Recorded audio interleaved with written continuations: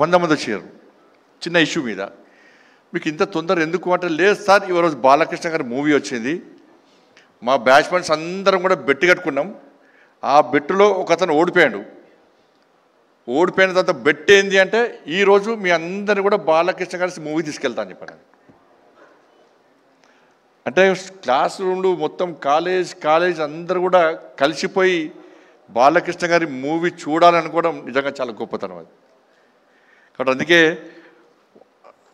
అప్పుడే అన్నట్టు, అది తాతమ్మ కల్లాస్ మూవీ మొదటి సినిమా రోజే దానిలో హీరోయిన్గా నడిచిన భానుమతి గారు అన్నారట, నిజంగా బాలకృష్ణ గారు భవిష్యత్తులో మంచి నటుడవుతాడు, చాలా సక్సెస్ అవుతాడని చెప్పి వారు ఏ ముహూర్తాలు అన్నారో అది ఈరోజు నిజమై ఈరోజు అందరి యొక్క మన్ననలు పొందినటువంటి ఒక గొప్ప వ్యక్తి బాలకృష్ణ గారు. సరే, అనేక సందర్భాల్లో వారి గురించి తెలుసుకొని నేను ఒక సందర్భంలో ఈ సినీ ఫీల్డ్లో చాలా ఇబ్బందులు పడి అనేక ఒడిదుడులు కొడుకు ఎదుర్కొని అనేక అవమానాలు ఎదుర్కొన్నా కూడా ఎక్కడ కూడా వెనుకడి వేయకుండా నేను అనుకున్న లక్ష్యం చేరుకోవాలి, ప్రజల మన్నను పొందాలి, నేను ఈ సినీ ఫీల్డ్లో సక్సెస్ కావాలని చెప్పి ఒక లక్ష్యాన్ని ఎంచుకొని ముందు పోతున్న తరుణంలో చాలా సందర్భాలు గతంలో ఎన్టీ రామారావు గారు, స్వర్గీయ ఎన్టీ రామారావు గారి యొక్క చరిత్రను వ్యక్తీకరించి అవాస్తవాలను చూపెడుతున్న తరుణంలో మహానాయకుడు అని చెప్పి అనేక సినిమాలు నిర్మించి వారి యొక్క వాస్తవ చరిత్రను చూపినటువంటి ఒక మంచి వ్యక్తి బాలకృష్ణ గారు.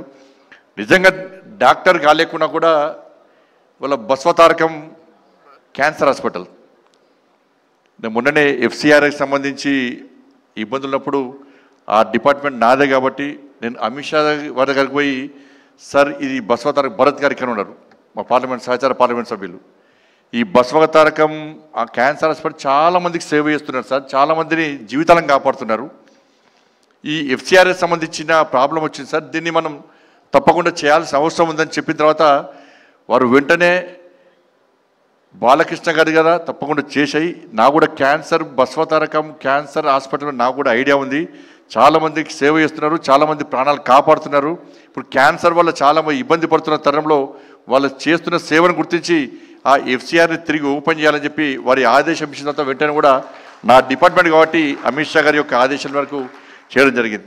వాళ్ళ బసవతారకం హాస్పిటల్లో ఒక క్యాన్సర్ పేషెంట్ అడ్మిట్ అయిందంటే ఒక భరోసా, ఒక ధైర్యం, ఒక విశ్వాసం వాళ్ళందరూ కూడా.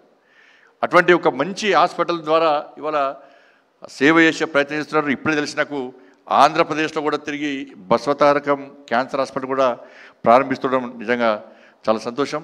మరి ఇటువంటి పరిస్థితుల్లో ఇలా బాలకృష్ణ గారు ఒక మంచి ఈ అవార్డుని తీసుకోవడం ఇది తెలుగు ప్రజల యొక్క గర్వకారణం.